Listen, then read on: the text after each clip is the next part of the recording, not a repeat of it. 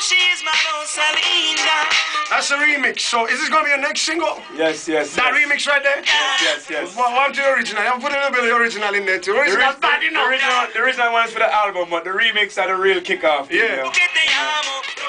So you had a lot to do with how this album came out. Yeah, definitely. It's all you, right? Definitely. All right. And how was that compared to the Born Jamaicans process? It's the same thing, man. I think I wrote more so on this album than I did in Born Jamaicans. Born Jamaican, I was still learning as a vocalist, learning as a writer, and wasn't really a writer at that time. I think as 7 years went by, I went through a lot of hardship, a lot of pain, a lot of nostalgic memory driving, soul searching. I just built the confidence and started learning how to pick my own words, find my own melodies, create my own melodies.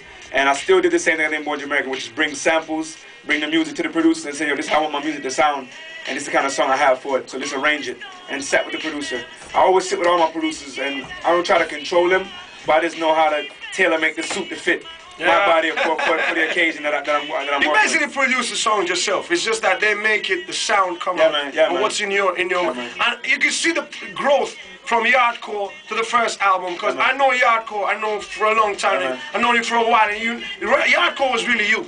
You know what I'm saying? That was your album there. You know what I'm saying? You put it all together, and you got Johnny Osborne on there, Shinehead. You know what I'm saying? And then you got it was a brilliant album, man. I'm telling you. I can say Ed Shine played a very integral part in terms of writing a lot of the material, but in terms of the production, I always would try to create tracks that fit my comfort zone as a singer. Right. I think sometimes we bump heads because he's a rapper and he's a chatter, and he wants things to be more up-tempo. Me as being a singer and a crooner and trying to seduce people and melodically express myself, I always want the beats to be kind of laid back and driven like this and yard baseline and stay in my comfort zone.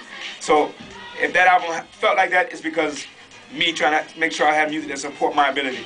Yeah, man. And it was a song that you did on Yardcore, like you said, you know, you did all the Running Twice tune. Yeah. You did the song on Yardcore, and it was a do-over in itself. And then a few years later, Singing Melody does it, and it becomes a Lovers Rock classic. But people don't remember that you're the one that touched it first in a reggae style. And speaking of Mr. Nudge, Lovers Rock, this is something that people don't hear a lot from you, but you finally did it, and I'm so glad. Listen up. Feel like making love. There's no perfect time.